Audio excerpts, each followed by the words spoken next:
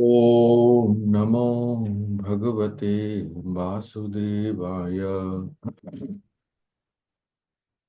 ओम नमो भगवते वासुदेवाय।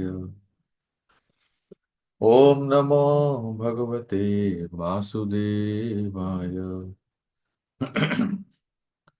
ओम अज्ञानतिमिरान्धस्य ज्ञानाञ्जनशलाकया चक्षुरुन्मिलितं येन तस्मै श्रीगुरवे नमः। नमो विष्णुपदाय कृष्णपृष्ठाय भूतले श्रीमते भक्तिवेदांत स्वामिनिति नामिने।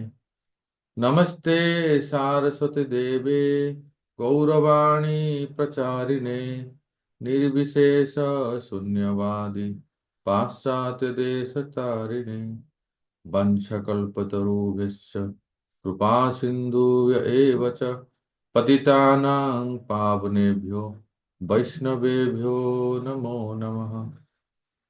जय श्री कृष्ण चैतन्य प्रभु नित्यानंद श्री अद्वैत गदाधर शिवासादि गौर भक्त वृंद।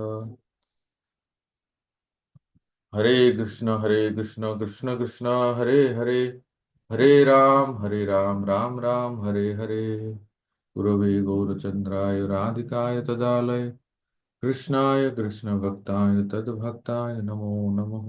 हरे कृष्ण भक्तों, तो बहुत दिनों के बाद हम लोग फिर से हरि नाम की महिमा और हरि नाम चिंतामणि, ये जो बहुत महत्वपूर्ण ग्रंथ है, इसके संदर्भ में हम चर्चा कर रहे हैं। मैं जितना इसके बारे में चिंतन करता हूँ, अध्ययन करता हूँ, वो उतना और गहराई से न जाने कैसे बहुत मोतियां निकलते हैं इसके अंदर से। और हमें ऐसा लगता है कि एक जैसा अनएंडिंग प्रोसेस है कि क्या कभी हम शुद्ध नाम के स्तर पे पहुंच सकते हैं। अवश्य। इसीलिए तो हम लोग यहाँ एकत्रित हुए हैं कि हमारे आध्यात्मिक जीवन के जो कोर प्रिंसिपल है, जो नाम है, भगवान नाम, इसको कैसे हम अच्छी तरह से जप करें। केवल एक कहना मात्र कि हाँ हम भी माला कर लेते हैं और किसी तरह से हो जाता है, संसार में सब लोग हरे कृष्ण करते हैं तो हम भी कर लेते हैं, ये पर्याप्त नहीं है भक्तों। हम लोग जिस तरह से जप करते हैं, जिस तरह से भक्ति करते हैं, मतलब ऐसा तो लगता है जैसे मानो सप्तावरण भेद करके सीधा त्रिपाद विभूति में पहुंच जाएंगे, पर ये सपना है। मैं सही कहा राकेश को? जी प्रभु जी, बिल्कुल सही कहा है प्रभु जी। हमें ऐसा लगता है ना कि हमसे बढ़कर और कोई है नहीं, और हम जो कर रहे हैं बिल्कुल सब सर्वश्रेष्ठ है, परंतु ऐसा है नहीं। कई बार ऐसा जैसे हम सुनते हैं कि क्या इसमें क्या आप लोग चर्चा, बस माला उठाओ हरे कृष्ण करो, हरे कृष्ण जप करो। महाप्रभु ने कहा है कि कीर्तन्य सदा हरि, और नाम ही सर्व सार है। तो नाम लेते रहो और कीर्तन करते रहो, बस पर्याप्त है। इसके लिए इतना सेमिनार, इतना सत्र, इतना इतना डिस्कशन, चर्चा की क्या आवश्यकता है। जस्ट सिंपली चैंट और फिर गेट डिलीवर्ड। बताओ क्या आवश्यकता है, क्यों हम लोग यहाँ एकत्रित हुए हैं? बताइए। प्रभु जी, आपकी इजाजत हो तो मैं बोलूं। हाँ। प्रभु जी, जनरली सामान्यतः देखा जाता है कि भक्ति में लोग, जैसे आपने कहा प्रभु जी, की आदेश आ गया कि 16 माला करनी है और 16 माला लोग शुरू कर देते हैं। लेकिन उसमें क्या व्यवधान है, कैसे हम प्रगति करें, कैसे नाम में रुचि आए, नाम की महत्ता क्या है, नाम जप में क्या बाधाएं हैं, नाम नामी में क्या संबंध है। ये जब तक हम जानेंगे नहीं प्रभु जी, तब तक हम नाम जप, नामाभास और शुद्ध नाम कभी नहीं पा सकते प्रभु जी। तो हमें, जैसे नदी के तट पे बैठ के नदी की गहराई को नहीं नापा जा सकता प्रभु जी, वैसे बिना चर्चा के प्रभु जी, बिना आपके बताए हुए दिशा निर्देश के और बिना शास्त्र के प्रभु जी उस स्तर को कभी नहीं पाया जा सकता प्रभु जी। ये चर्चा बहुत ही आवश्यक है और अति आवश्यक है। और सबके लिए जनरली हमने देखा है कि लोग कहते हैं कि नहीं आप ज्ञान की तरफ बढ़ रहे हैं, ज्ञान की तरफ नहीं बढ़ रहे हैं।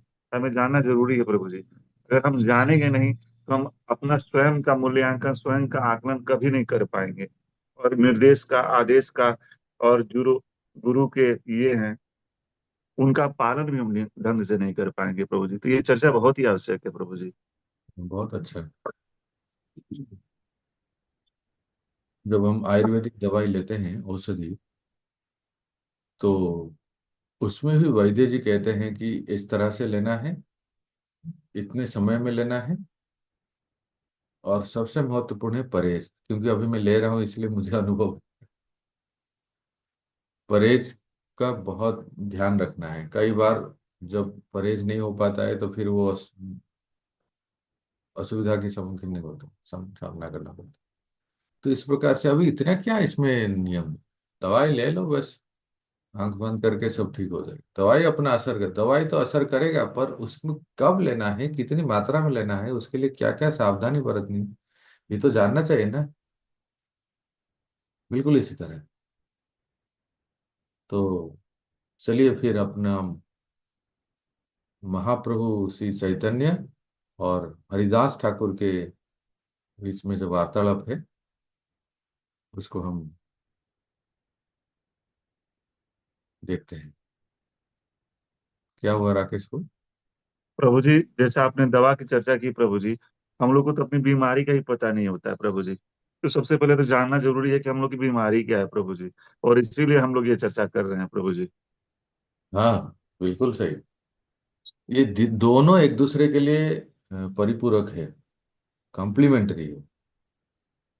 माधुर्य कादम्बिनी और हरिनाम चिंतामणि। आप देखेंगे जो लोग माधुर्य कादम्बिनी कोर्स अटेंड करते हैं, उनको पता चलता है कि अब कैसे हम भक्ति के कौन से स्तर पे हैं। और उसमें उस उसके साथ ये जो हम लोग श्रवण करते हैं, इसमें जो हमारा भक्ति का जो कोर प्रिंसिपल है, जिसको नाम जप कहते हैं, नाम संकीर्तन, उसमें कैसे हम लोग सावधान रहें, ताकि हम अपने लक्ष्य को प्राप्त कर पाए। तो ये है हरिनाम चिंतामणि का तीसरा अध्याय, जिसको कहते हैं नामाभास। नाम आभास, ये हमने पहले भी सुना था, ये शब्द कोई नया नहीं है। नाम, अभी तक शुद्ध नाम प्रकट नहीं हुआ है, नाम का आभास हो रहा है। एक बार फिर से याद दिलाऊंगा, क्लास में चर्चा करेंगे कितने प्रकार का नामाभास है, ये सब हमने पहले सुना था। फिर भी शुरू करते हैं। शुरू करने से पहले, प्रत्येक अध्याय के शुरू करने से पहले भक्तिविनोद ठाकुर ये स्तुति करते हैं।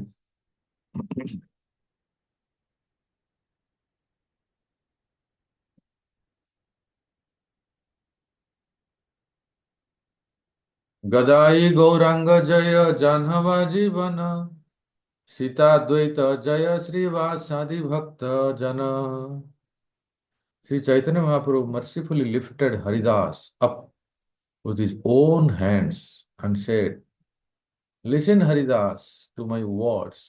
Now explain in details the meaning of नामाभास." महाप्रभु ने हरिदास ठाकुर से पूछा, नामाभास का अर्थ बताओ।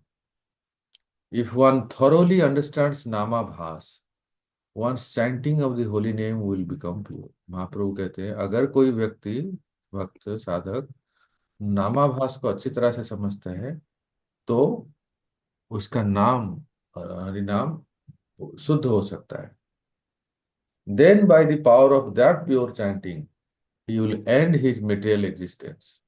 और उसके बाद उसी शुद्ध नाम के जप के प्रभाव से उसकी भौतिक जीवन समाप्त होगा। The holy name, Hare Krishna, mute करके सुनिए सब लोग ध्यान से, बहुत महत्वपूर्ण टॉपिक आ रहा है। The holy name is like the sun, dispels the darkness of illusion. नाम कृष्ण सूर्य समय, और अज्ञान माया है। और सूर्य उदय होते ही सारा अंधकार जैसे दूर हो जाता है, उस प्रकार से नाम जब हमारे जिह्वा पे उच्चारण करते हैं तो हमारी सारी वो अज्ञान अंधकार सब दूर हो जाता है। पर इसमें एक दुविधा है। However, sometimes clouds or mist cover the sun from the view so that only a portion of light comes through. तो कभी कभी हम देखते हैं बादल, कोहरा सूरज को ढक देता है, इसलिए हम सूरज को देख नहीं पाते हैं। या तो फिर ऐसे होता है कि हम थोड़ा सा जो है वो देखते हैं। तो हम आपसे कुछ पूछ रहे हैं, अभी आप बताइए।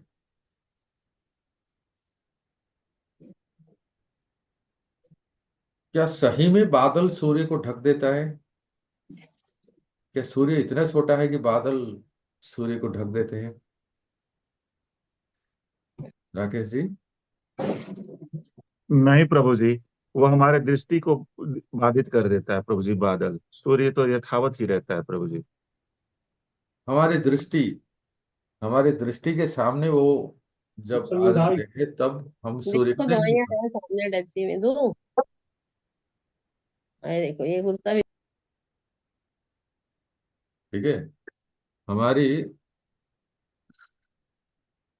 दृष्टि को ढक देते हैं, इसलिए हम सूर्य को देख नहीं पाते हैं।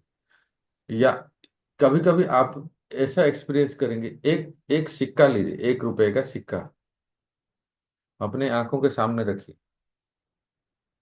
एक आंख बंद कर दीजिए। मणिमयी देवी,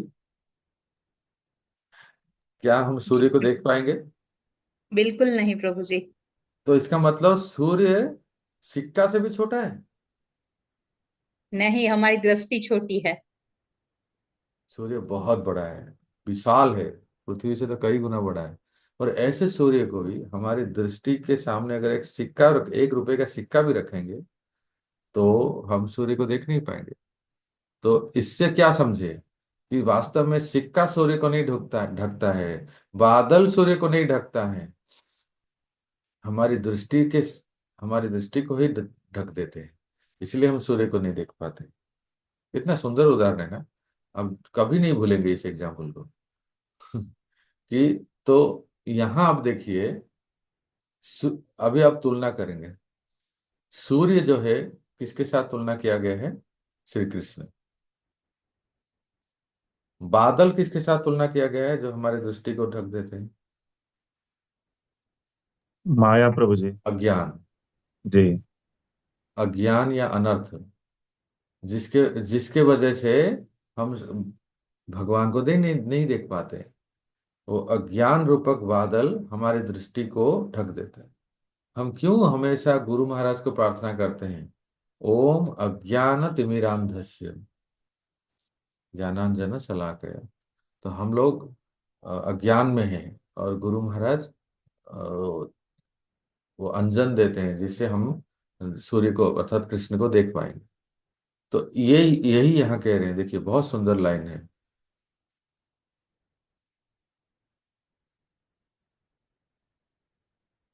इन the same way when ignorance on अनर्थस, जो कि बादल के समान है, predominate, the sun of the holy name becomes covered and only a portion of the full effect of the name is felt। इसीलिए भक्तों, नाम का पूर्ण प्रभाव हमारे ऊपर क्यों नहीं होता है?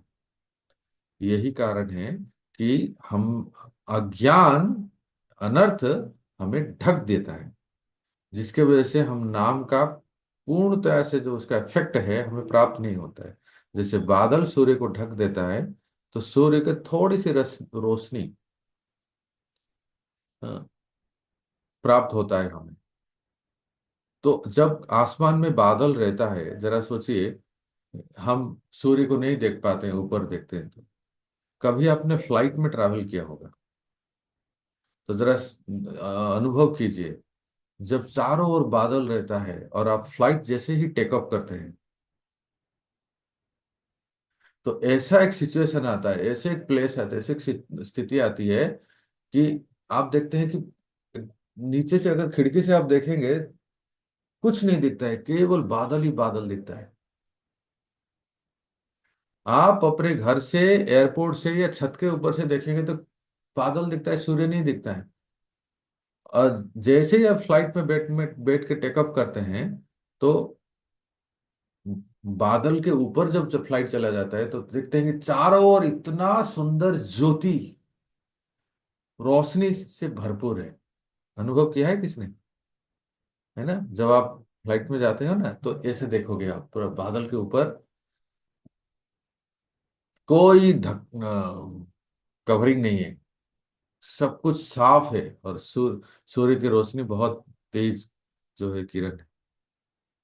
तो इसी प्रकार से जरा सोचिए, जब हमारे दृष्टि से अज्ञान, अनर्थ दूर हो जाते हैं, तो तब हम डायरेक्ट सूर्य की रोशनी को जैसे हम देखते हैं, वैसे कृष्ण का दर्शन कर सकते हैं।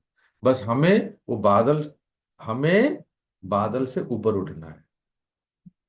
हमें, जैसे फ्लाइट में बैठ के हम बादल से ऊपर उठते हैं तो सूर्य की रोशनी को देखते हैं चारों ओर, उसी प्रकार से हम जब अज्ञान और अनर्थ से ऊपर उठते हैं, तब हम भगवत दर्शन होता है। इसलिए प्रभुपाद जी ने वो नाम भी बड़ा अच्छा रखा, पत्रिका का नाम क्या है? भगवत दर्शन, है ना। भग- कृष्ण सूर्य सममाय है अंधकार, जहां कृष्ण तहाँ नहीं माया अधिकार। तो यही कहते हैं, देखिए क्या कहते हैं।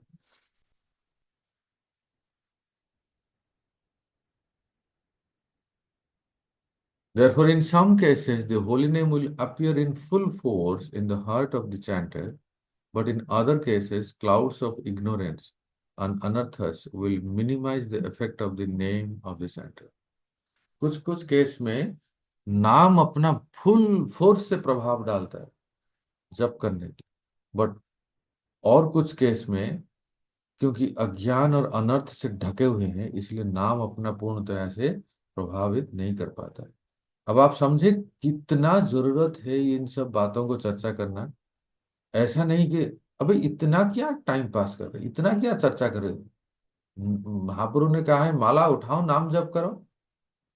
हाँ, करते रहो जीवन भर, जीवन भर कई जन्म करते रहो, है ना। तबु तो न पाए कृष्ण पदे प्रेम धन, कविराज गोस्वामी कहते हैं, बहु जन्म करे यदि श्रवण कीर्तन। अनेक जन्म तक हम लोग श्रवण कीर्तन करते हैं, फिर भी कृष्ण पदे प्रेम धन नहीं प्राप्त होता है। तो कहाँ समस्या है? यही है। इसलिए ये सब चर्चा होना बहुत जरूरी है। आगे क्या कहते हैं देखिए। अब सुनिए कि ये इग्नोरेंस क्या है। हम जो कहते हैं ना, अज्ञान या अनर्थ जो है वो ढक देता है हमारी दृष्टि को। ये अज्ञान तीन प्रकार का है। पहला कहते हैं, if one does not know the true spiritual nature of the holy name which one has accepted this ignorance of the name like mist leads one to darkness। सबसे पहला अज्ञान है, हम नाम की महिमा को नहीं जानते हैं। हरिनाम की महिमा को हम नहीं जानते, क्योंकि कभी कभी सुने नहीं। अगर हरिनाम की महिमा को जानेंगे, क्या महिमा? हरिनाम की महिमा यह है, नाम चिंतामणि कृष्ण चैतन्य रस विग्रह। अर्थात नाम चिंतामणि है, नाम को लेते ही हमारी सारी इच्छाएं पूर्ण हो जाते हैं। हमने इस सत्र में, इस हरिनाम चिंतामणि के पूर्व क्लास में हमने चर्चा किया है, क्या नाम इच्छाओं को पूर्ण कर देते हैं या इच्छाओं को दूर कर देते हैं। हमने बहुत लंबा समय तक चर्चा किया। तो हम लोग भगवान नाम की महिमा को नहीं जानते हैं कि ये साक्षात भगवान है। भगवान का ये नामा अवतार है। जैसे भगवान श्री राम अवतार लेते हैं, भगवान श्री कच्छप अवतार लेते हैं, इस प्रकार से भगवान का अपना नाम अवतार है। तो जैसे ही हम हरे कृष्ण कहते हैं, तो साक्षात भगवान का सानिध्य, भगवान का संग प्राप्त होता है। ये ज्ञान नहीं है हमें, इसलिए इसमें ये अज्ञानता के वजह से नाम में रुचि नहीं आती है। अच्छा, दूसरा,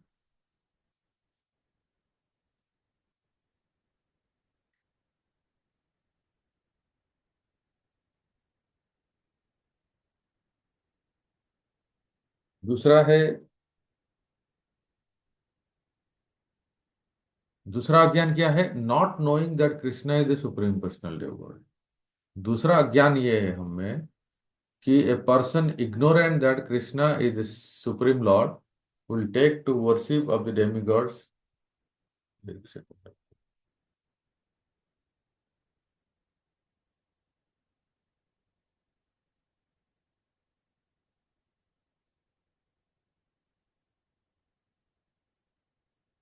दूसरा अज्ञान ये है, not knowing that Krishna is the supreme. दूसरा अज्ञान ये है कि हम श्री कृष्ण को परम भगवान करके ऐसे नहीं जानते। तो इससे क्या होता है फिर? Will take to the worship of demigods and the path of material piety. हम श्री कृष्ण के साथ अन्य देवी देवताओं को भी मानते हैं। हाँ, ये भी है, ये हम सबको सम्मान देते हैं, सर्वधर्म समन्वय है। ये भी एक बहुत बड़ा ज्ञान है। और इसके चलते क्या है, नाना प्रकार के पूजा पाठ भौतिक पुण्य में लगते हैं कि नहीं नहीं, केवल हरे कृष्णा करने से होगा क्या? ये भी करना चाहिए, वो भी करना चाहिए, इसी बहुत प्रकार के अलग अनेक कर्मों में लगते हैं। तीसरा अज्ञान है ignorance of one's own constitutional position, अर्थात स्वयं के बारे में अज्ञान। क्या? कि one who is ignorant of the transcendental nature of his own self as the infinitesimal part of Krishna and his world takes shelter of the world of impermanence and illusion। तो तीसरा अज्ञान ये है, व्यक्ति स्वयं को नहीं जानते हैं कि मैं वास्तव में श्री कृष्ण का एक अंश हूं। मैं एक चिदात्मा हूं। मैं केवल और केवल श्री कृष्ण का हूं। वो परमात्मा है और मैं उनका अंश हूं। अपने बारे में नहीं जानते हैं। नहीं जानने के वजह से क्या होता है कि शरीर और संसार, ये जो क्षणिक संबंध और क्षणिक संसार में हम अ, मोहित हो जाते हैं। क्या हुआ राकेश जी? प्रभु जी, मैं एक लाइन केवल कंफर्म करना चाहता था कि प्रभु जी इसी को स्वरूप भ्रम कहते हैं प्रभु जी, ये हाँ, तीनों स्टेट को। ये, हाँ ये आएगा, वो आगे आएगा। जी। हाँ। अब देखिए, हम लोगों ने इसके बारे में चर्चा किया था। आप सबको रिफ्रेश करते हैं कि नाम नाम हरि नाम अपराध है, नामाभास है, शुद्ध नाम है, भाव नाम और प्रेम नाम। अपराध के बारे में हमने चर्चा किया था कि नामाभास में भी कौन सा नामाभास, श्रद्धा नामाभास या अश्रद्धा नामाभास। श्रद्धा नामाभास दो प्रकार के हैं, सामने देखिए, छाया नामाभास और प्रतिबिंब नामाभास। अश्रद्धा नामाभास चार प्रकार के हैं, सांकेत्यम, पारिहास्यम, स्तोभम, हेलनम। हाँ, ये सब हमने चर्चा किए थे। इनकी गति क्या है ये भी चर्चा किए थे। अब कह रहे हैं, देखिए Chaitanya Mahaprabhu, when the lord had finished, Haridas said, तब हरिदास ने क्या बोला? Today I am most fortunate, for from my mouth the supreme lord himself Shri Chaitanya will hear about the holy name. मैं आज बहुत भाग्यवान हूँ। आज हरिदास ठाकुर कह रहे हैं कि मेरे मुख से महाप्रभु श्री चैतन्य परम भगवान नाम के बारे में श्रवण करेंगे। Haridas first explain about ignorance. Haridas ने अज्ञान का वर्णन किया। देखो, तीन है। पहले हम सुनते हैं ज्ञान किसको कहते हैं, और इसके विपरीत सब कुछ अज्ञान है। नॉलेज मीन्स नोइंग कृष्ण, ईश्वर, भगवान को जानना,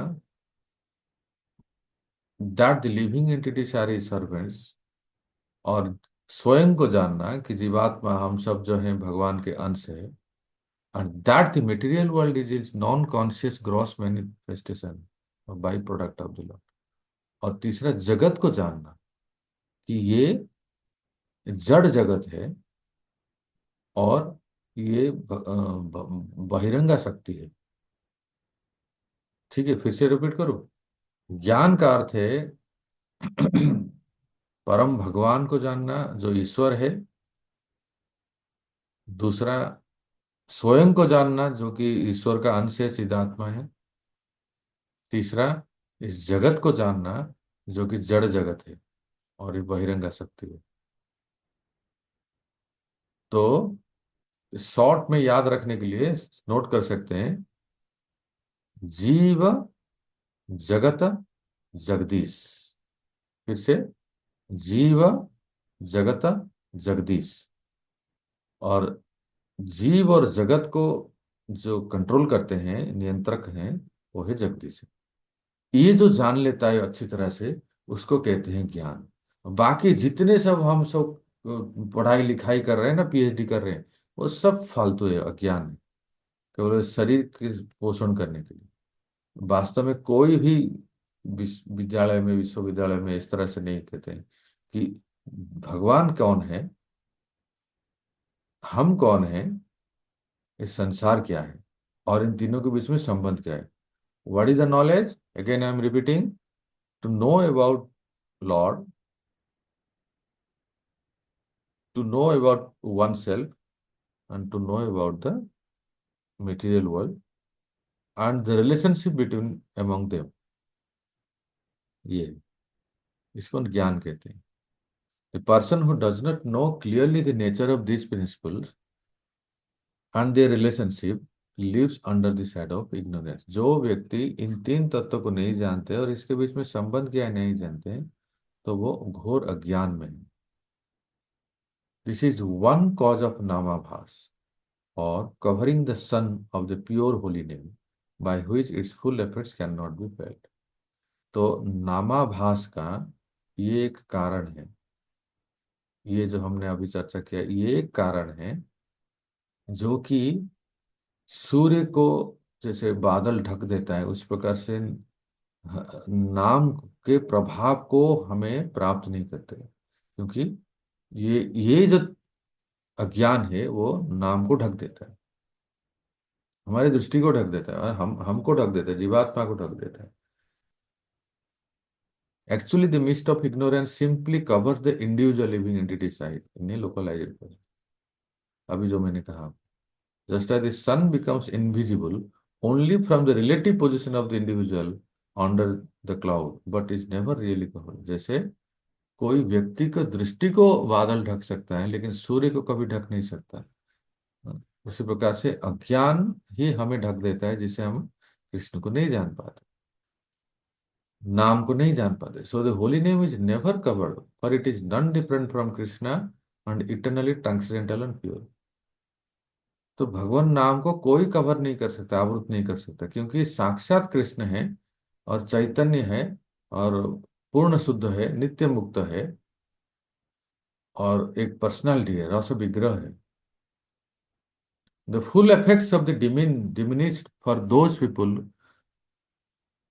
who have over their eyes the cloud of anarthas and the mist of ignorance। अब सुनिए, अनर्थ क्या के किसको कहते हैं? व्हाट आर द अनर्थस? These are classified as thirst for material objects, असतृष्णा, माइजरलीनेस ऑफ द हार्ट, हृदय दौर्बल्य एंड ऑफेंस। तो इसको मैं लिस्ट आउट करके आगे दिखा रहा हूं, जिसमें आपको सुविधा से नोट भी कर सकते हैं जो लोग चाहेंगे। ये अनर्थ क्या है? आप में से जितने लोग मधुर्य कादम्बिनी कोर्स अटेंड किए हैं, वो आप याद कीजिए, उसमें अनर्थ की व्याख्या थोड़ा सा अलग है, बिल्कुल इसी तरह ही जैसे ये अनर्थ क्या है। हाँ, हमने क्या क्या अनर्थ माधुर्य कादम्बिनी कोर्स में सुना था, एक आध बताइए तो। तो ये चार प्रकार के थे, जिसमें तीन प्रकार की चर्चा की थी। एक दुष्कृत्यो अनर्थ था, दूसरा सुकृत्यो अनर्थ था प्रभु जी, और तीसरा था प्रभु जी उसमें अपराध से जनित अनर्थ, और चौथा था भक्ति से उत्पन्न अनर्थ प्रभु जी। जय हो। राकेश को आप बहुत बड़ाई करते हैं लगता है, धन्यवाद। सुंदर, ऐसे ही होना चाहिए, फटाफट बोलना चाहिए। माधुर्य अकादमी कोर्स में हमने चार प्रकार के अनर्थ चर्चा किए थे। सुकृत अर्थ अनर्थ, सुकृत से अनर्थ उत्पन्न होती है। दुष्कृतोथ अनर्थ, दुष्कृत पूर्व जन्म के पाप कर्म से अनर्थ उत्पन्न होती है। तीसरा अपराध होता अनर्थ, अपराध से फिर कुछ अनर्थ उत्पन्न होते हैं। और चौथा है भक्ति उत्थ अनर्थ, भक्ति से भी कुछ अनर्थ होते हैं। तो वो जैसे हमने सुना वो चार प्रकार के अनर्थ, ये माधुर्य कादम्बिनी ग्रंथ के अनुसार अभी थोड़ा सा ये डिफरेंस है। अनर्थ क्या है हम सुनते हैं, बहुत इंपॉर्टेंट है, इसे बड़े ध्यान से सुनिए।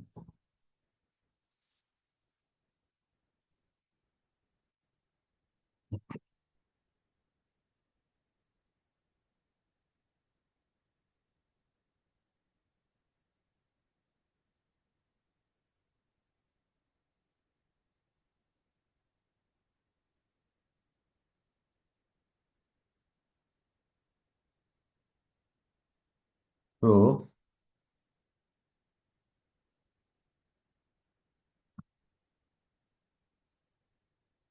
चार प्रकार के अनर्थ, इसको नोट कीजिए। सबसे पहला है असत तृष्णा, the thirst for the impermanent,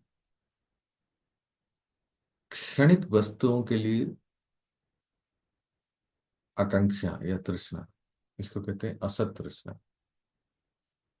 आपने वो चार प्रकार के अनर्थ माधुरी कादम्बिनी में सुना था, अब ये हरिनाम चिंतामणि भजन रहस्य में इस प्रकार से वर्णन है।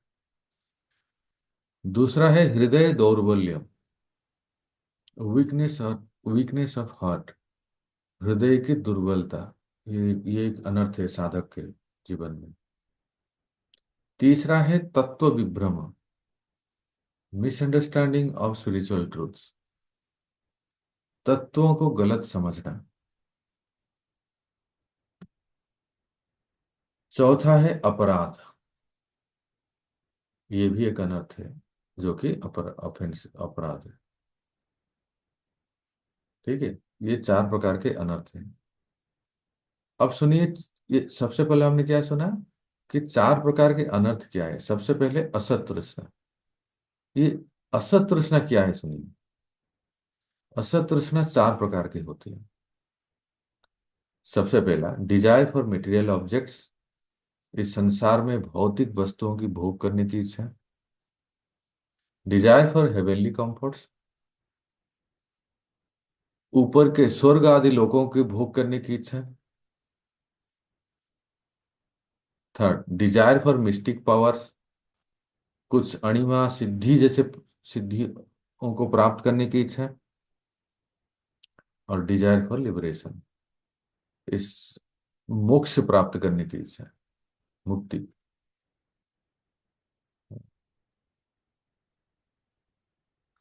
इस प्रकार से चार प्रकार के अनर्थ है।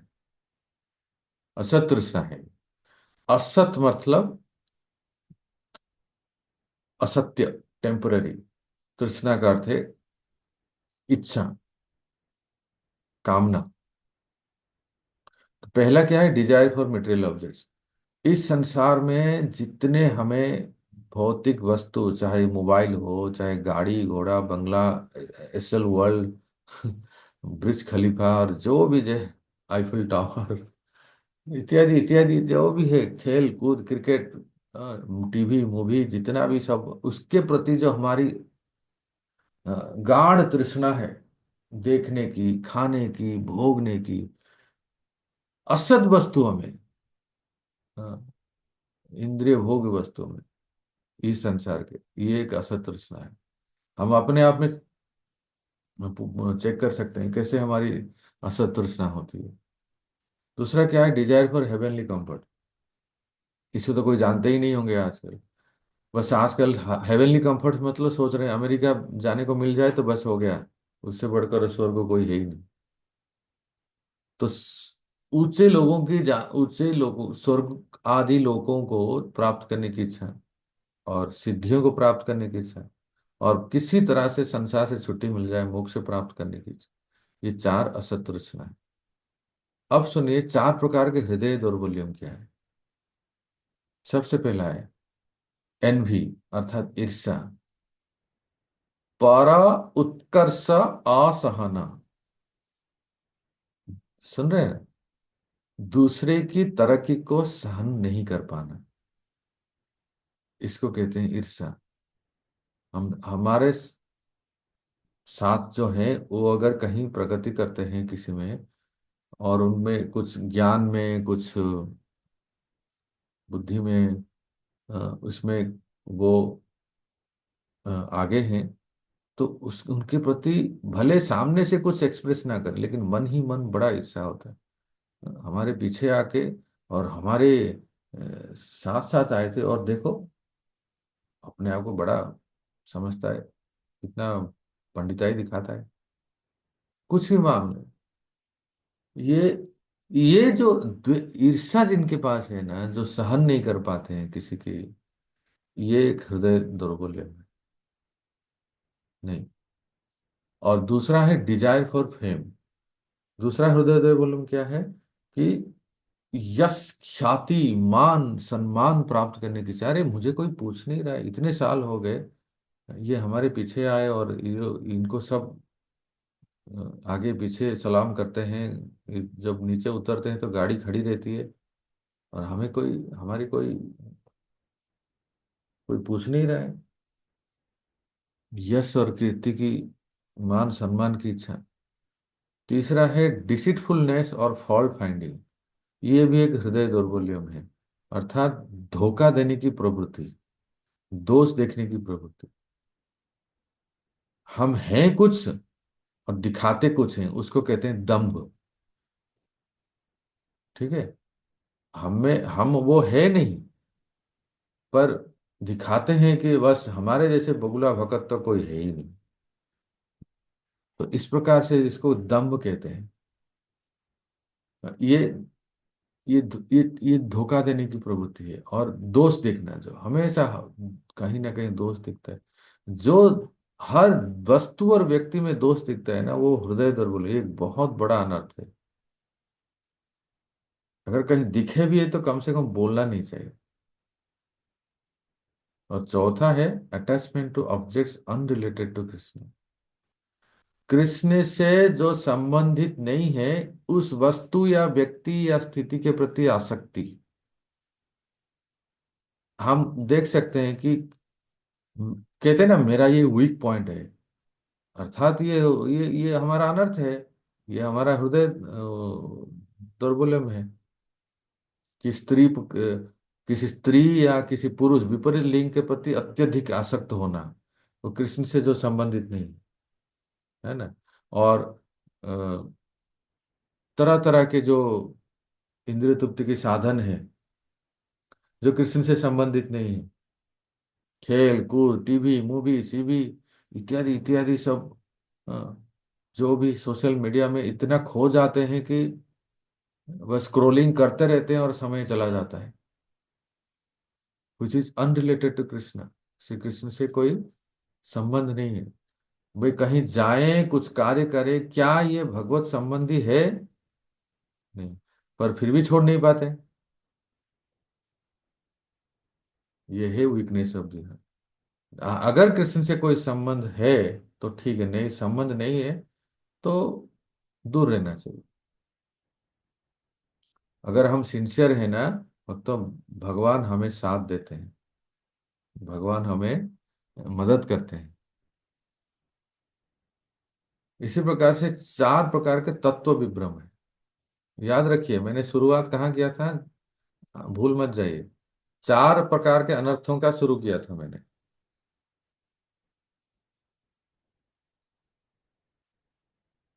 सबसे पहला है असतृष्णा,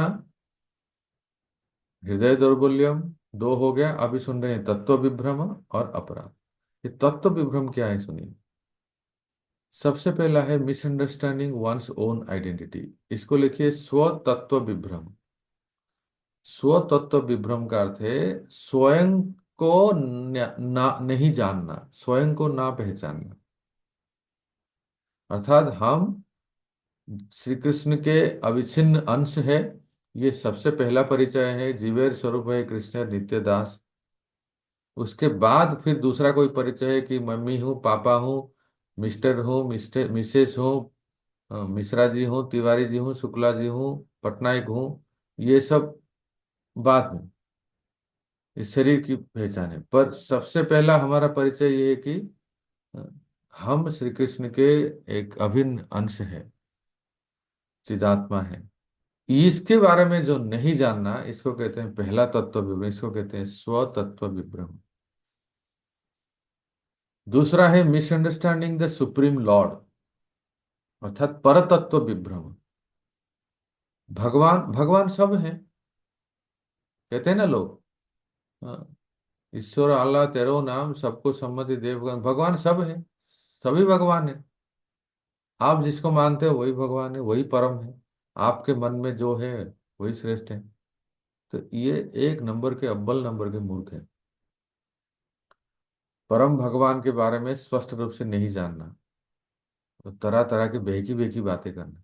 तो ये एक तत्व, दूसरे प्रकार के तत्व विभ्रम है कि वो पर तत्व परम भगवान के बारे में नहीं जाना। तीसरा है misunderstanding about the process of devotional service, भक्ति तत्व विभ्रम। भक्ति के नाम पे तो पूरे संसार में जो चल रहा है, क्या कहना, ये इस कैटेगरी में आते हैं। कोई कहता है उसकी भक्ति, इसकी भक्ति, उसकी भक्ति, इसकी भक्ति, राष्ट्र भक्ति, देश भक्ति, मातृभक्ति, पितृभक्ति, पत्नी भक्ति, पति भक्ति, सब में भक्ति लगा देते। बस अपने भक्ति से मान लो, बस वही है। तो वास्तव में भक्ति है किसके लिए? अन्याभिलाषिता शून्यम, जिसे हम कहते हैं, जो आनुकूल्य ने श्री कृष्ण अनुशीलन करे, श्री कृष्ण की जब अनुशीलन करते हैं उसी को ही भक्ति कहते हैं। भक्ति शब्द वास्तव में श्री कृष्ण के लिए ही प्रयोज्य है। बाकी सब आस्था है, बाकी सब पूजा है, भक्ति नहीं है। तो भक्ति तत्व के बारे में जब नहीं जानते हैं, वो भी एक अनर्थ है, तत्व विवरण में।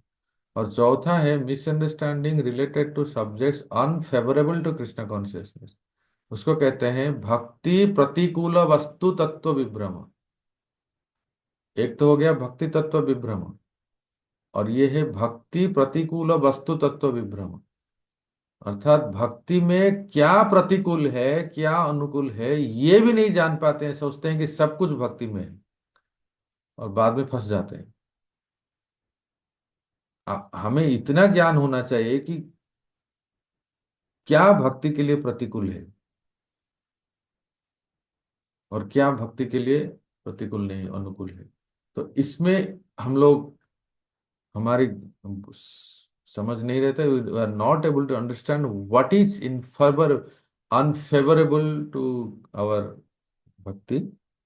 तो फिर वो हो गया भक्ति प्रतिकूल वस्तु तत्व विभ्रम।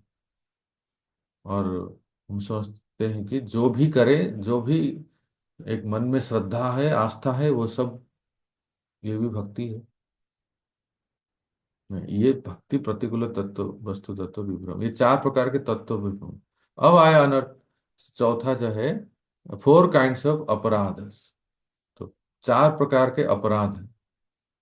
सबसे पहला है नाम अपराध, offences to the holy name, जैसे हम रोज सुबह 10 नाम अपराध पढ़ते हैं। सबसे पहला है अपराध, 10 नाम अपराध। नाम अपराध, second offence to the lord's deity form. फिर अर्चा विग्रह अपराध, सेवा अपराध। हाँ, एक हो गया नाम अपराध, दूसरा है सेवा अपराध, विग्रह विग्रह के सेवा में भी अपराध होता है। तीसरा है ऑफेंसेस टू डिवोटीज, अर्थात भक्तों के प्रति अपराध हो जाता है। तो हो गया नाम अपराध, विग्रह सेवा अपराध, साधु निंदा, वैष्णव के प्रति अपराध, वैष्णव अपराध। तो चौथा है offences to the other living entity, जीव अपराध, अन्य जीवों के प्रति हिंसा आचरण, ईर्षा आचरण, ये है जीव अपराध। इस प्रकार से चार प्रकार के अपराध है। अब इसका थोड़ा समाधान तो कुछ होना चाहिए ना, केवल अपराध ही गिनाते रहेंगे। कहते हैं देखिए, सबसे पहले हमने चर्चा किया असत तृष्णा। असत तृष्णा का अर्थ क्या है? मैंने भौतिक चीजों के प्रति अत्यधिक आसक्ति। ये कैसे दूर होगा? उपदेशामृत का 2 नंबर श्लोक को अगर फॉलो करेंगे, अत्याहार प्रयासश्च प्रजल्प नियमाग्रह जनसंगस्य लौल्यं च षड्भिर्भक्ति विनश्यति। इस इस श्लोक को अगर हम अनुसरण करेंगे, पालन करेंगे, तो असत तृष्णा से हम दूर हो जाएंगे। ये जो पहला अनर्थ है असत तृष्णा, भौतिक चीजों के प्रति जो हमें अत्यधिक आसक्त हो जाता है। तो क्या करें, इसका समाधान क्या है कि उपदेशामृत का 2 नंबर श्लोक अत्याहार। प्रत्येक व्यक्ति को जान पता है कि मेरा कितना भोजन करना है मुझे, लेकिन हम जब अच्छा आइटम है देखते हैं तो फिर अधिक भोजन कर लेते हैं। फिर इससे फिर हमारी तृष्णा बढ़ती है, असत तृष्णा। फिर वो हम उसमें फंस जाते हैं। दूसरा अर्थ क्या है, अत्याहार का अर्थ है कि अत्याहार का अर्थ, दूसरा अर्थ क्या है, कलेक्टिंग मोर देन नेसेसरी, अति संग्रह करना, ये भी अत्याहार है। आप लोग सो अपने भक्ति शास्त्र के क्लासेस याद कीजिए तो आपको एक रिवीजन हो जाएगा।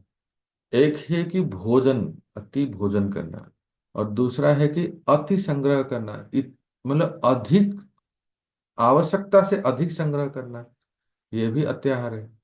अगर हम ना करें तो फिर हम असत तृष्णा, क्योंकि तृष्णा है ना, समझ रहे हैं, हैंकरिंग ऐसा रहता है कि ये भी कलेक्ट कर लूं, वो भी रख लूं, कई सारे चीजें जो है, चाहे वस्त्र हो, चाहे किसी किसी प्रकार की वस्तु हो, हम संग्रह करने की, कुछ लोग होती है ना प्रवृत्ति, संग्रह बहुत करते हैं चूहा जैसे संग्रह करता है वैसे संग्रह करते हैं।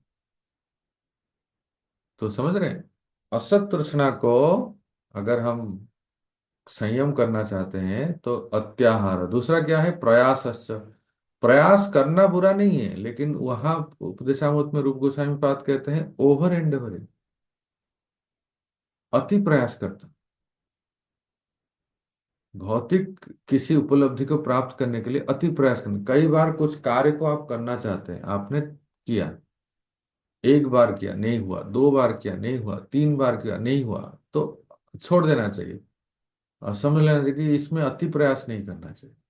भक्ति में नहीं कह रहा हूं, कोई कार्य को, भौतिक कार्य के लिए हम लोग बहुत अत्यधिक प्रयास करते हैं, अत्याहार प्रयास, फिर वो तृष्णा से ही होता है। ये अगर हम देखो कितना सुंदर, ये कहाँ से आपको बोल रहा हूँ जानते हैं, आपको पूछे, आप लोग सोचे होंगे मैं ये सब सॉल्यूशन कहाँ से बोल रहा हूँ, ये है भजन रहस्य। हरिनाम चिंतामणि एक ग्रंथ है, दूसरा है भजन रहस्य। तो भक्ति विनोद ठाकुर ने भजन रहस्य में इस सब का समाधान बताए। असत तृष्णा को संयम करना है तो सबसे पहले अत्याहार, दूसरा है प्रयास, प्रजल्प। प्रजल्प क्यों होता है, जब हम प्रजल्प करते हैं तो फिर हमारी चित्त विक्षिप्त होता है और हम अनेक बातों को जानते हैं, जानना चाहते हैं या बोलना चाहते हैं, फिर हमारी तृष्णा बढ़ती है। नियमाग्रह अर्थात इसमें 2 अर्थ है, आप लोग उपदेशामृत में पढ़े हैं, नियम अग्रह नियम आग्रह, कि कई बार डिटेल समझ के हम नियमों को अनदेखा कर देते हैं, सोचते हैं कि इतना सब नहीं, अरे हम लोग तो बस सार ग्रहण करते हैं, इतना क्या, बस हरे कृष्ण कर लेते हैं, उतना काफी है, इतना दंडवत मारो, इतना ये करो, ये सब डिटेल है, ये सब नए भक्तों के। तो नियमाग्रह, हम rejecting the rules in the name of details. तो फिर वो तृष्णा के वजह से ही नियमाग्रह होता है। जनसंग, जनसंग का अर्थ क्या है कि असत्संग, भौतिकवादी व्यक्तियों का संग, वो हो गया जनसंग। ये भी क्यों होता है कि तृष्णा की वजह से, कुछ लोगों की ऐसे आदत है बहुत सारे लोगों के साथ संग करना। और चौथा है लौल्यम, अर्थात लोभ, इतनी इच्छाओं को पूर्ण करने की जो रहती है तृष्णा। लौल्यम का अर्थ है कि हम एक निष्ठ नहीं हो पाते, व्यवसायत्मक बुद्धि नहीं हो पाते हैं, और हमारे मन में तरह तरह के इच्छाएं होते हैं और वो आंदोलित होते रहते हैं। कभी कहते हैं हाँ करेंगे, कभी कहते हैं नहीं करेंगे। कभी करने की इच्छा होती है, कभी नहीं करने की इच्छा, हमेशा एक पेंडुलम की तरह आंदोलित होता है हमारा मन। क्यों? क्योंकि डिजायर्स बहुत है ना, तृष्णा बहुत है ना। इच्छाओं को पूर्ण करने के लिए कभी मन होता है, कभी कहते हैं जाएं या नहीं जाएं, देखें या नहीं देखें, करें या नहीं करें। तो देख रहे हैं भक्तों, don't think that nectar of instruction is only a Bhakti Shastri book to get the marks and pass. Are you getting? हम लोग क्या है, उपदेशामृत को भक्ति शास्त्र में पढ़ लिए हैं, बस पोथी बंद करके बस हो गया हमारा पढ़ाई। उपदेशामृत के जो 11 श्लोक है वो सारे शास्त्रों का सार है। बस वही अगर जीवन में कर लें, हम लोग पालन करें, अभ्यास करें, तो पूरा सारा पंचम पुरुषार्थ मिल प्राप्त हो जाएंगे। कितना कनेक्शन है देखिए। असत तृष्णा को दूर करना है तो follow nectar of instruction text 2। दो 2 नंबर श्लोक जो है हमें पालन करना है। तो ये जो इसका समाधान बहुत अच्छे दिए हैं, देख रहे हैं ना। अभी दूसरा अनर्थ क्या है? हृदय दौर्बल्यम, वीकनेस ऑफ द हार्ट। हृदय दौर्बल्यम को कैसे हम दूर कर सकते हैं? उपदेशामृत के 4 नंबर श्लोक। सारे पंडित लोग बोलिए, किसी को याद? ददाति प्रति गृह्णाति प्रभु जी, भूयम आख्याति बहुत पृच्छति। अच्छे, बहुत अच्छे, बहुत अच्छे, सुंदर। राकेश वो अभी अभी पास आउट हुए ना, इसलिए फ्रेश है सब। ददाति प्रतिगृह्णाति गुह्यम आख्याति पृच्छति भुंक्ते भोजयते चैव षड्विधि प्रीति लक्षणम। देख रहे हैं कैसे कनेक्शन दे रहे हैं भक्ति विनोद ठाकुर। अगर हम जैसे हम हृदय दौर्बल्यम जो हमारे पास है, जो ईर्ष्या है, भौतिक चीजें को प्राप्त करने की इच्छा है इत्यादि, जो हमने सुना, हृदय दौर्बल्य, weakness of the heart, Krishna से जो संबंधित वस्तु या व्यक्ति नहीं उनके प्रति हमारी लालसा है। तो ये हृदय दौर्बल्यम को अगर दूर करना है तो भक्ति विनोद ठाकुर कहते हैं उपदेशामृत के 4 नंबर श्लोक, वो क्या है? ददाति। वैष्णव के साथ ये संबंध रखना है, किसी और व्यक्ति के साथ नहीं करें। ददाति, हमारे पास अगर कुछ है, चाहे वो धन है, कोई उपहार है, या कुछ भी है, ज्ञान है, कुछ भी है, वो एक दूसरे वैष्णव के प्रति, दूसरे कोई वैष्णवी या वैष्णव के प्रति देना चाहिए जो हमारे पास है। प्रतिगृह्णाति, और उनसे ग्रहण करना चाहिए। किसी ने अगर आपको दिया, कोई भक्त कोई वैष्णव कुछ दिया, तो ग्रहण करें। और ग्रहण करने के साथ साथ हमेशा देने की भी प्रवृत्ति होनी चाहिए। ददाति, दें।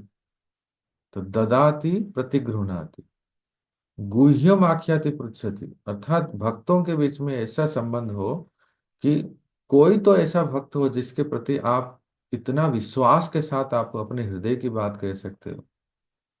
ऐसा विश्वास विश्वास व्यक्ति हो जिसको आप अपने हृदय की बात कहें, तो क्या होगा कि वो आपकी बात को ब्रॉडकास्ट नहीं करेंगे। हमें राइट राकेश? जी प्रभु जी, बिल्कुल। है ना, कई बार लोगों को संकोच होता है कि सबके सामने वो हर व्यक्ति के सामने वो अपना हृदय खोलते नहीं। क्यों नहीं खोलते? क्योंकि क्या पता हमारी वीकनेस को जानेंगे तो ये सबको प्रचार कर देंगे। तो इसलिए ये संबंध जो है ना, ये जो 6 प्रकार के संबंध यहाँ बताए गए हैं, ये विश्वस्त व्यक्ति के साथ होना चाहिए। कोई तो अपने हमारे जीवन में ऐसा भक्त हो, प्रभु जी या माता जी, जिनके प्रति आपका विश्वास है, आपको आपके जीवन में कुछ भी होता है तो आप एक्सप्रेस कर सकते हो, और वो भी इतना कॉन्फिडेंशियल रख सकते हैं, और वो भी आपको मदद करें, उसका अनड्यू एडवांटेज ना ले। उसका फायदा ना उठाएं। तो गुह्यम आख्याति पृच्छति बहुत आवश्यक है भक्त। इसीलिए एक संघ की जरूरत है। भक्ति अकेले की बात नहीं है। अंतर्राष्ट्रीय कृष्ण भावनामृत संघ है। जब संघ होता है तो उसमें कई प्रकार के भक्त हैं, जिसमें आप चुन सकते हो कि मेरे अ, अनुकूल, मेरे मन के भाव को जानने वाले या मुझे सहायता करने वाले कौन हैं, जिनसे मैं ये संबंध रख सकता हूँ। इसको कहते हैं गुह्यम आख्याति पुरुषत्व। बहुत आवश्यक है भक्त। जीवन में ऐसे अनेक समस्याएं आते हैं, चुनौतियां आते हैं। ऐसे कहने के लिए अच्छा नहीं लगता है, फिर भी एक व्यक्तिगत अनुभव कह रहा हूं मैं कि अभी पीछे 2-3 दिन से मैं एक एक बहुत ही ट्रेमेंडस स्ट्रेस और टेंस में था। किस लिए? कि हमारे जो भागवत महाविद्यालय के जो प्रोजेक्ट, जो कार्य चल रहा है, उसमें कुछ इस तरह से चुनौतियां आ रही थी। आप आपको लग रहा होगा कि प्रभु जी आपको भी टेंशन। तो कई बार लोगों के मन में होता है हम तो घर गृहस्थी में हैं, बाल बच्चे वाले हैं, पत्नी सब कुछ है, और हमें तो दुनिया भर के टेंशन है। घर परिवार को चलाना इतना आसान नहीं है। तो आप क्या सोच रहे हैं, यहाँ साधु संत महात्मा ये सब बस बिना टेंशन के मठ में खा के खटिया में सोते रहते हैं क्या? जैसे कोई अपने घर परिवार के लिए इतना टेंशन लेते हैं, उस प्रकार से हमें, हम सबको भी चिंताएं होती है। बस इतना है कि वो भगवान भगवान की सेवा, प्रचार, मंदिर, कोर्ट केस, अनवांटेड एलिमेंट्स जो हमारे समाज, संस्था, मंदिर के बाधक हैं, ये सब आते हैं, तो व्यक्ति को बहुत सारी चुनौतियों का सामना करना पड़ता है। इसमें कोई कोई करे तो क्या करे बताइए। तो हमारे जो कुछ मेरे मित्र हैं, कॉलिग्स हैं, उनसे मैंने शेयर किया, तो फिर उन्होंने कुछ सलाह दी। और इस तरह से मैंने कहा, क्यों कह रहा हूं ना, गुह्यम आख्याति पृच्छति। जब हम इस तरह से कुछ वार्तालाप करते हैं जिनसे हमारा विश्वस्त संबंध है, तो जब चर्चा होती है तो अवश्य, और भगवान से ही प्रार्थना करते हैं, मैं भगवान से ही प्रार्थना कर रहा था, भक्तों से ही पूछ रहा था कि किस प्रकार से ये चुनौतियों का सामना करना पड़े, जो, क्योंकि एक जिम्मेदार लीडर होने के नाते ये सबको करना पड़ता है। तो भगवान भी सहायता करते हैं, मैंने अनुभव किया कि कैसे भगवान सहायता करते हैं, और भक्तों के, जो हमारे शुभचिंतक हैं, जिनसे अच्छा संबंध है, जो अनुभवी हैं, उनसे भी कुछ सलाह मिलता है। तो इसलिए भक्तों के बीच में संबंध बहुत आवश्यक है। If you don't have a healthy Vaishnava relationship, remember, if you don't have a healthy Vaishnava relationship, you just cannot progress in spiritual life. अगर आप में एक अ, अच्छा वैष्णव संबंध नहीं है भक्तों के संग में, तो आध्यात्मिक जीवन में प्रगति कर पाना चुनौती है, बहुत चुनौती। तो गुह्यम आख्याति भुंक्ते भोजयते चैव। जब भी हमारे पास तो भक्तों को बुला के प्रसाद पवाए, उनको प्रसाद परोसे। और कभी कोई भक्त डाकते हैं तो भक्त अगर बुलाते हैं तो वहां जाके प्रसाद खुद करे, सेवन करे। या मतलब कुछ प्रसाद, हम कहीं जाते हैं, है ना, तो उस मंदिर का प्रसाद लाए, उस मंदिर का प्रसाद लाए तो मुझे याद है अभी तक प्रयागराज का प्रसाद बांटा नहीं मैं। उस मंदिर का प्रसाद लाए, और वो प्रसाद अपने भक्तों को दे, अ, ताकि वो अ, उसको जो प्रसाद देते हैं ना, तो कितना खुश हो जाते हैं भक्त। और कई दिनों के बाद मैं जब भागवत महाविद्यालय लौटा, तो कुछ भक्तों के तो प्रभु जी बहुत दिनों से प्रसाद नहीं हुआ। तो उन्होंने कहा ठीक है, प्रसाद करते हैं। ऐसा एक, ये यही एक अंग है भक्ति का, जिससे आप कई लोगों को प्रसन्न कर सकते हो, कई लोगों का आशीर्वाद प्राप्त कर सकते हो। वही प्रसाद सेवा करिते होते सकल प्रपंच जय, भक्तिविनोद ठाकुर कहते हैं। तो आप देख रहे हैं, आप सोच रहे हैं क्या संबंध है इसका। नहीं, संबंध है कि अगर हम ये 6 प्रकार से वैष्णव रिलेशनशिप, वैष्णव संबंध करते हैं, ददाति प्रतिगृह्णाति, गुह्यम आख्याति पुच्छति, भुंक्ते भोजयते च, षड्विधि प्रीति लक्षणम अगर करते हैं, तो हृदय दौर्बल्यम नहीं रहेगा, ईर्षा, काम इत्यादि जो अनर्थ है वो सब नहीं रहेगा। क्योंकि हमेशा हमें कोई ना कोई एक भक्त रहेंगे हेल्प करने के लिए, सहायता करने के लिए। तो यही कहते हैं, देख रहे हैं, दूसरे प्रकार के अनर्थ के लिए, हृदय दौर्बल्य के लिए, चौथा नंबर श्लोक। और तत्व विभ्रम, जो हमने चर्चा किया था, 4 प्रकार के तत्व विभ्रम, स्व तत्व विभ्रम, परतत्व विभ्रम, भक्ति तत्व विभ्रम, भक्ति प्रतिकूल तत्व विभ्रम, भक्ति प्रतिकूल वस्तु तत्व विभ्रम। वो कैसे दूर होगा? What is the solution? Surrender and chastity to guru sadhu and शास्त्र। जब हम गुरु, साधु और शास्त्र के प्रति शरणागत और पातिव्रत होते हैं ईमानदारी से, तो वो तत्व विभ्रम दूर हो जाता है।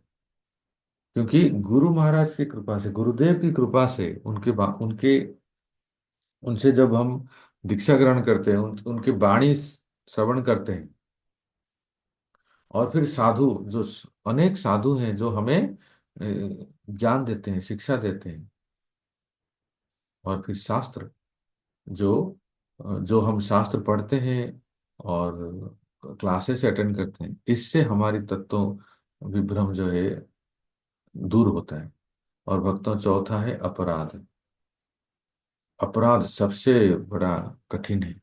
ये अपराध जो अनर्थ है, वो कैसे दूर होते हैं? उपदेशामृत के 1 नंबर श्लोक को अगर हम फॉलो करते हैं तो। 1 नंबर श्लोक क्या है? वाचो वेगम मनसा क्रोध वेगम प्रभु जी। बस आधे ही बोल दिए प्रभु जी।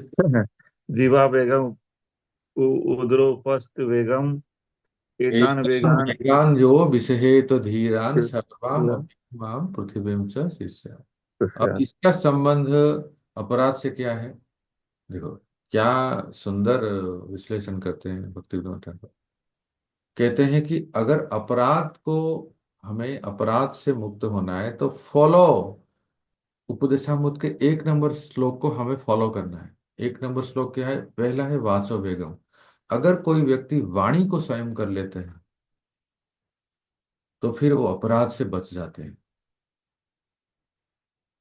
प्राय क्या होता है कि हम वाणी से कुछ ना कुछ बोलते रहे, किसी के मान में, किसी के अपमान में, कुछ ना कुछ बोलते हैं, जिससे फिर अपराध हो जाता है। कई बार हम कहते हैं ना, हमारा इंटेंशन अच्छा नहीं था। योर इंटेंशन में be right but action is wrong ना। Generally people don't see the intention, they see the action. इसलिए ये सबसे पहला है कि वाचो वेगम, उपदेशामृत का पहला श्लोक, जिसे हम अपराध से। फिर वाचो वेग मनस, मन का वेग।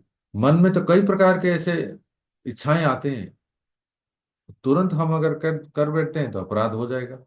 इसीलिए बहुत धैर्य से मन के वेग को जानना चाहिए, करें या ना करें। वाचो वेगम मनो वेगम। फिर क्या है राकेश को? क्रोध वेगम। क्रोध वेगम वाचो है प्रभु जी। वेगम मनस क्रोध वेगम। और क्रोध का वेग तो बस उसके लिए तो कहने की जरूरत नहीं है। जहां क्रोध हुआ तो वहां अपराध होना निश्चित है।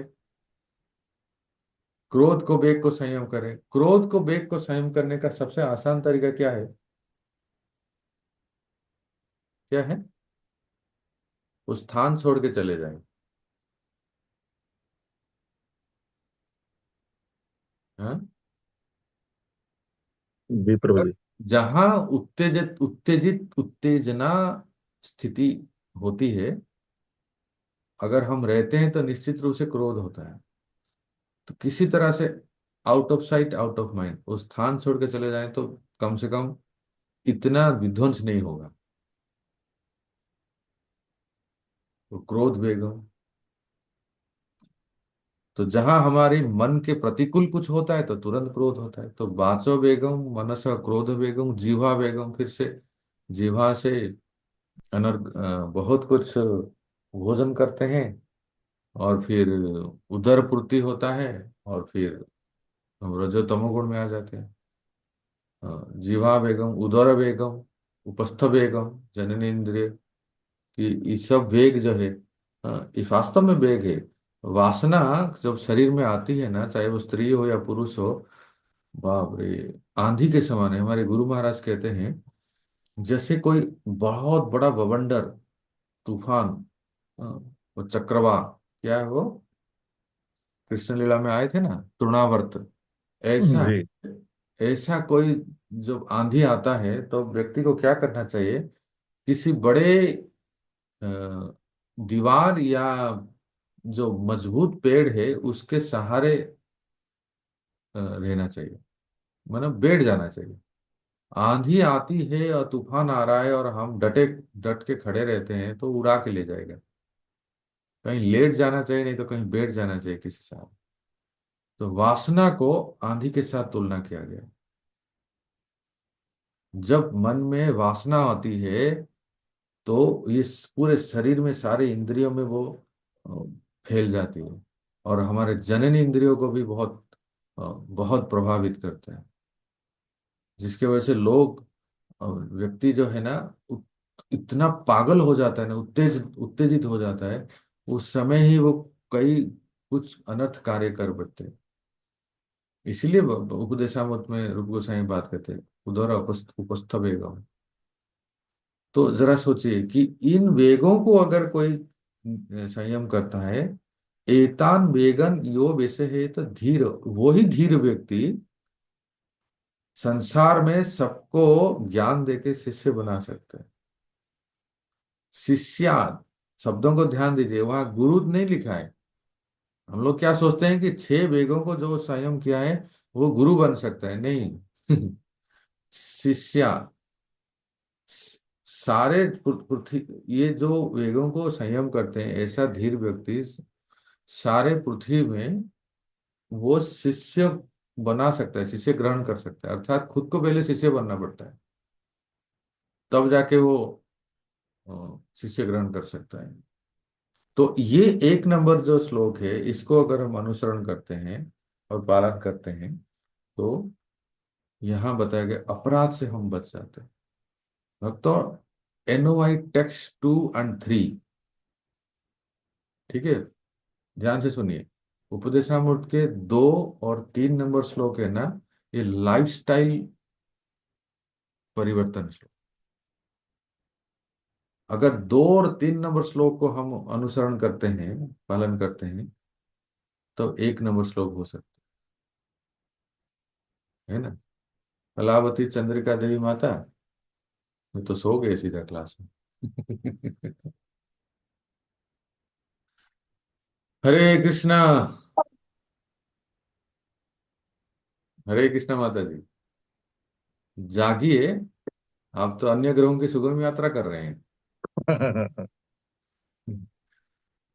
तो यही विराम देते हैं भक्तों।